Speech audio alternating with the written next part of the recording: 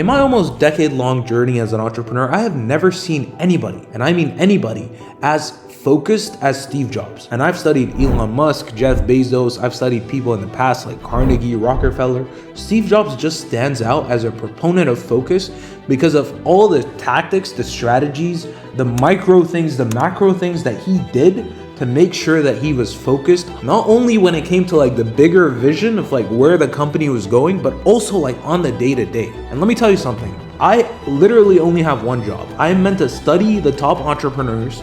I am meant to take all the stuff that they do for focus, turn those tactics, those strategies into systems that other entrepreneurs can use. That's what I do. I've consulted one-on-one with 100+ entrepreneurs. My company has served even more at this point, and all we do is teach entrepreneurs how to focus. So trust me, you're in safe hands. The first point that Steve Jobs emphasized was simplifying the environment. So let me tell you something interesting.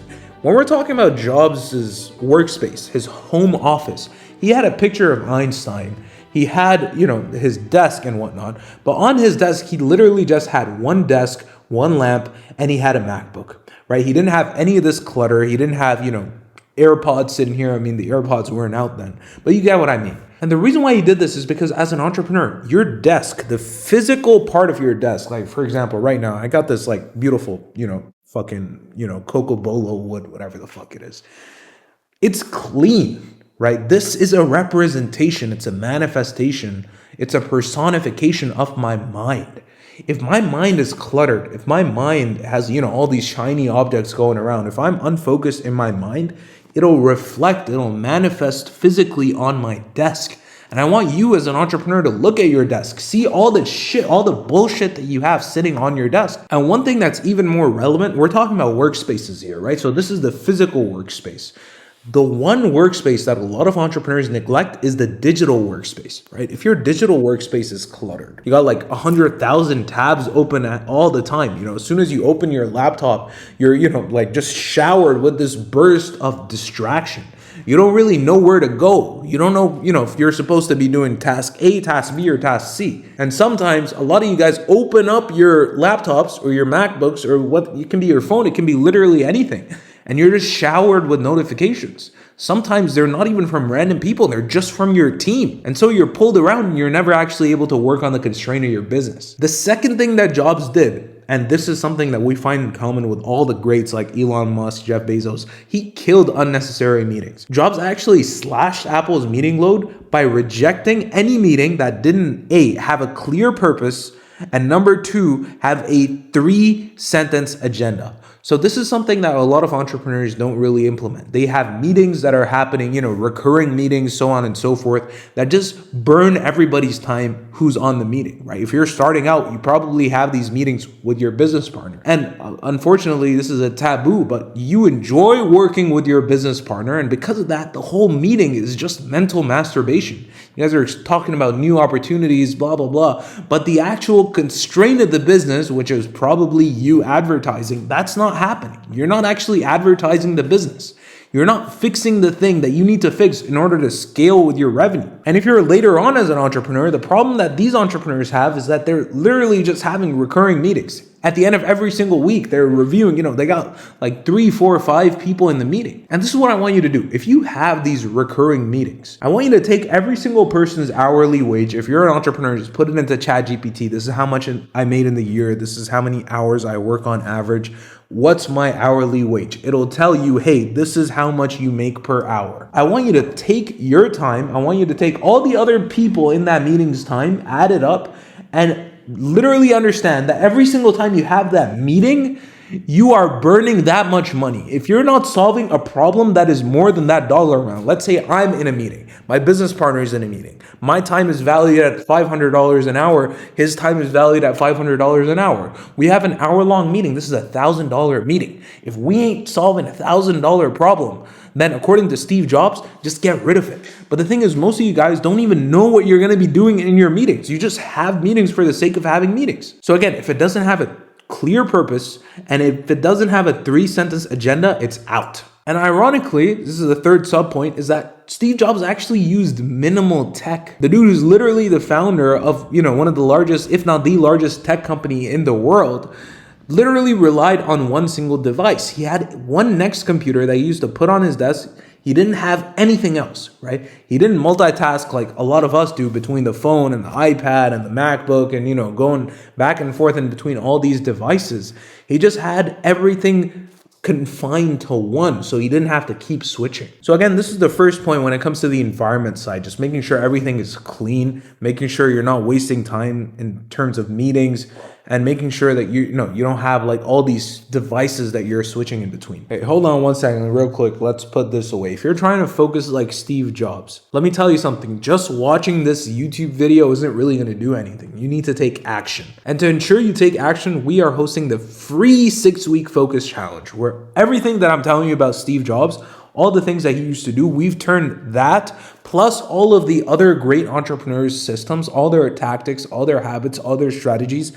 We have turned all of these things into systems that we can install for entrepreneurs to change their focus like this. And that means on the micro, like if you can't focus hour to hour, if you're working a lot but accomplishing very little, or if you're not working at all, that's your problem. Or if on the greater spectrum, like you keep switching client acquisition system, you're going from paid ads to organic to this to that, keep switching businesses, whatever it is, we are going to solve it for you in the next 42 days for free. The catch is we have limited spots. We can't do this for everyone.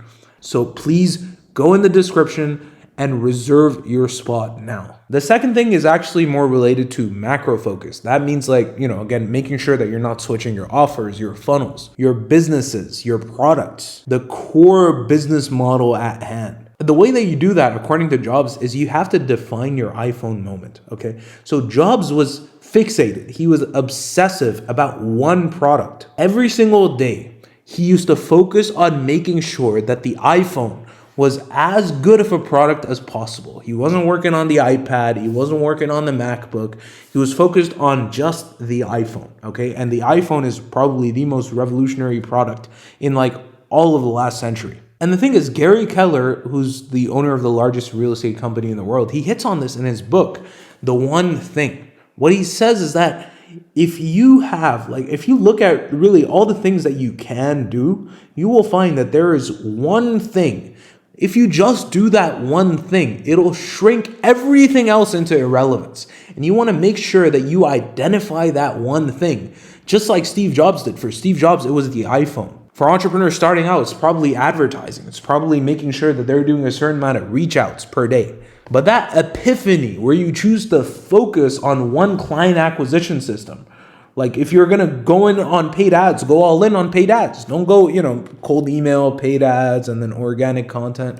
Just focusing on that is what the iPhone moment signifies. Second thing Jobs did, very similar to the meeting, is he cut the fat. So interestingly, 1997, 70% of Apple's product line just left, right? So Jobs made sure, he axed 70% of Apple's product line to make sure that all the products that he actually had were either making revenue or driving some sort of impact, right? And he just killed the bottom half, right? On one day, he literally killed half of Apple's product line. And that's the thing, usually the solution to a lot of problems is not addition, it's elimination. If you have 3 different services, one of them is making you money, 2 of them aren't, obviously remove the 2. If you have 1 or 2 clients in the other 2 services, the amount of time it takes you, the switch between offering one service and the other, it's just a no-brainer for you to make sure that you shut those off. Right? Don't offer those services. Don't sell those products. Go all in. Start making ads for that one service or that one product that you're actually providing.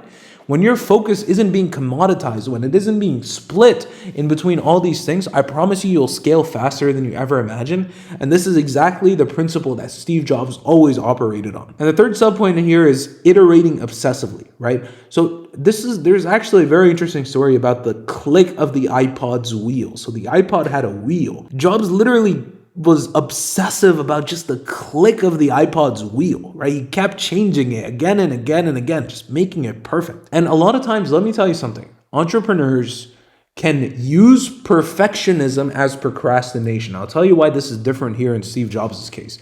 Because Steve Jobs, his product first approach manifested in the product. Like he was making sure his product was as good as possible. Again, it's that level of obsessiveness that Jobs had as an entrepreneur that allowed him to stay focused on one task so ruthlessly for so long. And if you want to develop that obsessiveness, number one, you have to love what you do. Number two, you got to understand that if you have literally any other option, if you have any distraction that can possibly suck away your time, then it will suck away your time. But if you eliminate all the distractions that exist, all you will have to work on is like Jobs did with the iPod's click, like the wheel click. He just had that to work on. He wasn't scrolling on Facebook or Instagram or TikTok. It's like he literally eliminated everything. No meetings, no workspace bullshit, no notifications. He just had that to work on. And so he could focus on it obsessively. And the third thing, which I think is very important to explore, is the reflection. So let me be completely transparent here. I'm not the biggest fan of, morning routines when it comes to, grounded walking, etc., etc. Jobs actually used to do that. He used to take a 15-minute walk, barefoot walk, to make sure that he could think about the problems that he had to solve for his companies. He especially did that for Pixar. He used to meditate, obviously, to make sure his mind was sharp.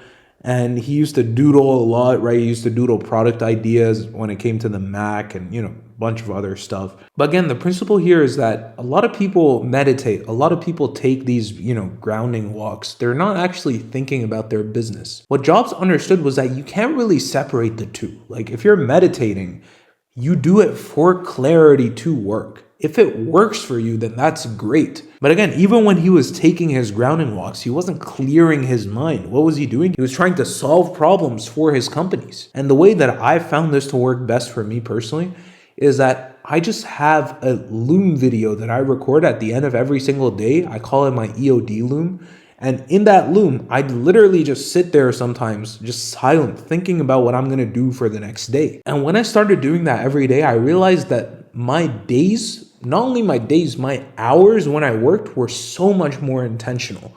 Because I'd literally thought through what the highest impact, most revenue generating task for the business was. And I wasn't afraid to wait. Like sometimes I'd sit there, I'd be like, is this revenue generating? I'd be typing in my hits, my highest impact tasks for the next day. I type in 3 every single night. Sometimes I'd be writing the second one and then I'd remove the first one. But when you're constantly reflecting in this way, when you're constantly making sure that your days are aligning with your vision for the decade, right? What you're trying to get your business to, or who you're trying to become as an individual within the next 10 years, like that aligning with the day and the hour is, I'm telling you, where most of the returns are for entrepreneurs when it comes to, putting your time into things. When you find a way to align that micro with the macro, that's when you actually see like crazy results. And that's what you saw with Jobs. Like, again, he had that greater vision, that greater level of understanding of where he wanted to take Apple. But also like on the macro, he made sure that there was no bullshit on his desk. He made sure that, he only had one device that he worked on. But aligning the micro with the macro requires that reflection. And that's why it's the third point, is that you need to learn how to reflect like Jobs if you actually want to learn to focus like him. And in that reflection, you make sure that you are aligning every single day, every single hour, every single micro decision you make with the greater vision. Ladies and gentlemen, that's the video. If you like this type of video, let me know. We're thinking of doing a series of some kind. Jeff Bezos, Elon Musk, because I realized I've studied these people in depth. I've picked up on all these little things.